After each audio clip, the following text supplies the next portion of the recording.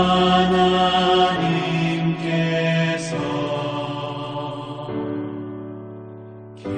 계시도다.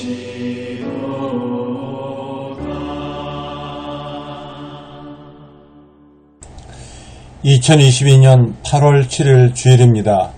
매일 성경 오늘 말씀은 레위기 21장 1절에서 15절까지입니다. 거룩, 성도의 구별된 삶의 방식이란 제목으로 말씀을 드리겠습니다. 본문은 구약 제사장에 관한 성결 규례입니다. 제사장은 하나님의 법도를 가르치고 제사를 집내야 하는 사람들이기 때문에 더 엄격하게 규범을 지켜야 했습니다. 오늘 성도는 왕같은 제사장으로 영적 제사장으로 부름받았습니다. 베드로전서 2장 9절 말씀입니다. 하나님은 우리를 만민 중에서 소유 삼으려고 구별하셨기 때문에 거룩한 삶을 살라고 명령하셨습니다. 레위기 20장 26절 말씀입니다. 오늘 본문을 통해 성도는 영적 제사장으로 어떻게 구별된 삶을 살아야 하는가를 살펴보겠습니다. 먼저는 성도는 하나님과 사람 앞에서 거룩한 삶을 살아야 합니다. 우리는 세상에서 부르심을 받은 성도로 사명을 감당하려면 책임이 따릅니다.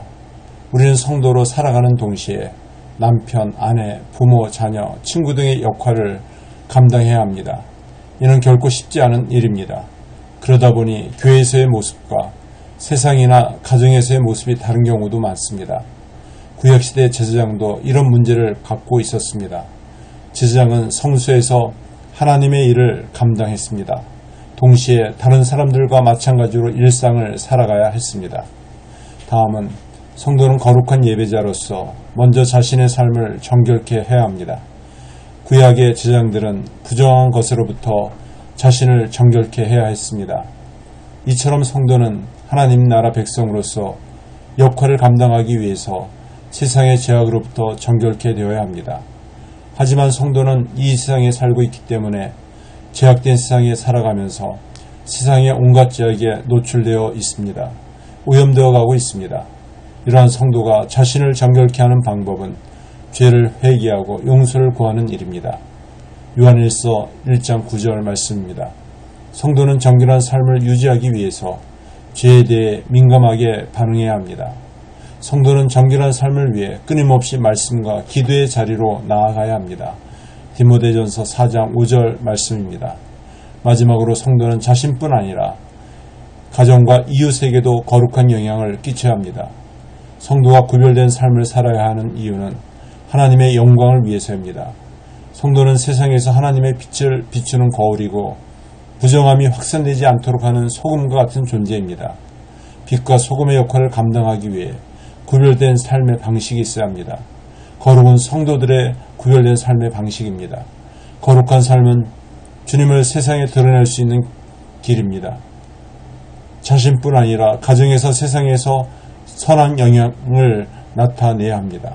성도들이 거룩하지 않으면 주님의 이름을 욕되게 하며 부끄러움을 가져다 줍니다. 말씀을 맺습니다. 성도는 거룩한 성령을 모신 성전입니다. 고린도전서 6장 19절 말씀입니다.